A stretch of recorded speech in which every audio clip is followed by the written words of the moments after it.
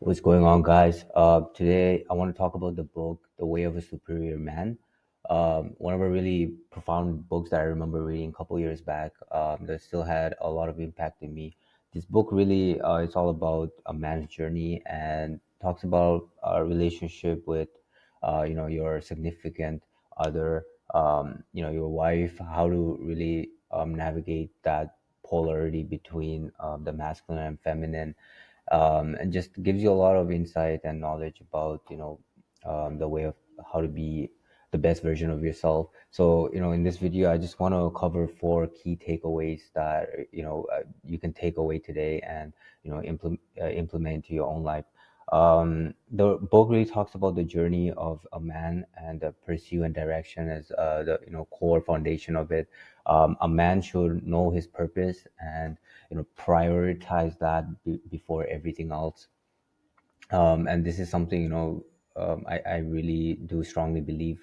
When you do have a purpose and you're filled with what you want and you know where you're going, that should be the foundation of a man's journey. And the thing is, in the book it talks about your partner, your wife, or whatever. She wants you to be in that masculine frame where you are dedicated to your purpose. Deep down, that's what she really wants for you. Even if it feels like that, even if it doesn't feel like that, or if she feels that she should be the priority, that's not the case. It talks about, the book really explains why your purpose is really the main goal of your journey. So that's number one. And then emotional awareness. The book really talks about being a masculine man.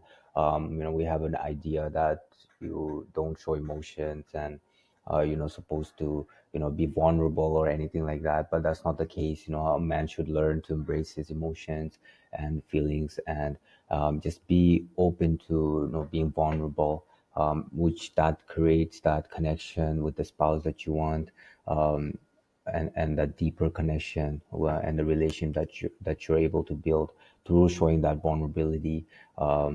Because if you think that being a masculine man, you don't show emotions and you're supposed to always be this strong frame, which is true. You should be hold a strong frame, but it doesn't mean that you're not allowed to express yourself, what you're feeling.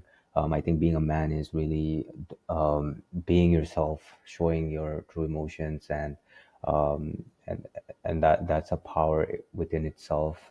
Being able to show that vulnerability and that you're a human. So the book covers that a big part of it, about that, the emotional awareness and you know prioritizing that. And then number three, polarity in relationship. An interesting thing about the book, talks about the female nature. And oftentimes you'll see that sometimes your spouse, your wife, is mad at you, but you don't really know why. And oftentimes, if she feels that you're not being, in your masculine frame, if you're not, engaged and in the moment, that's when she'll feel something, and she would not know how to, express that. But the truth is, the reason why she's maybe upset is because she's not feeling that masculine energy from you, that you're in control and that you're living your truth. So the woman always wants you to live your truth. She wants you to be on your purpose, and basically the attraction really stems from the masculine and feminine, the divine polarity.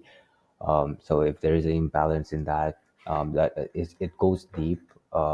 It obviously manifests in physical ways. It could be, she's angry at you for, I don't know, making a mistake, or overspending money, but that's usually not the case. It's deeper than that. It's usually because you're not, living your truth. You're not, uh, the energy is not polarized. So that's something that I found really interesting. It gave me a lot of insight on. And then lastly, most important thing is commitment and growth.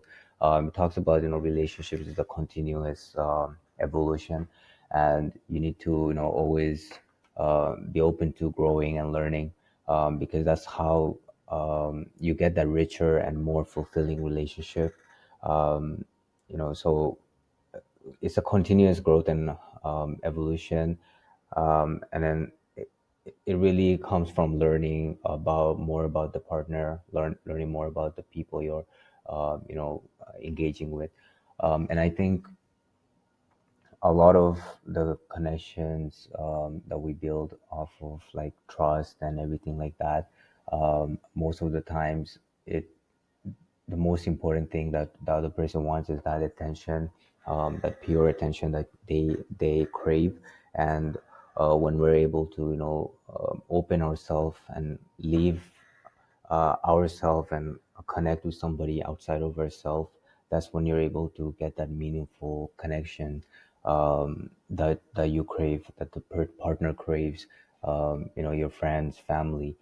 um, One of the reasons, today when we have a lot of social media with the technology and everything, it's hurting our ability to connect with people deeply and give that real attention that they crave, because even though we're more connected than ever, socially we're not as developed like before, because we're not engaged, we're not present in the moment as much, and we're not giving that full attention that the humans crave, because we all thrive on attention and energy. So it's deeper stuff. This book is really, if you really want to learn a lot of the secrets to building deeper connection and knowing your purpose, I really do recommend this book, and give it a read. But other than that, yeah, this was one of the best books I've read, and I hope you enjoyed the video.